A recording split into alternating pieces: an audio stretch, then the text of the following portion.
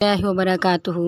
محترم ناظرین، آج میں آپ لوگوں کو عورتیں جہنم میں جانے سے کیسے بچیں اس کے متعلق کچھ بیان کرنا چاہوں گی۔ حضرت جابر بن عبداللہ رضی اللہ تعالیٰ عنہ سے روایت ہے کہ میں رسول پاک صلی اللہ علیہ وسلم کے ساتھ عید کے دن تھا۔ آپ بلا اذان و اقامت کے خطبے سے قبل نماز پڑھی، پھر حضرت بلال پر ٹیک لگائے ہوئے تھے۔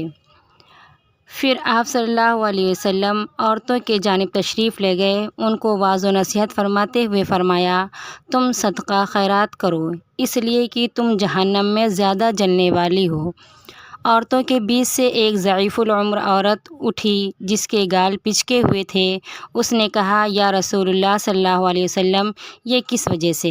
آپ صلی اللہ علیہ وسلم نے فرمایا، اس وجہ سے کہ تم عورتیں شکایت بہت کرتی ہو اور شوہر کی ناشکری بہت کرتی ہو۔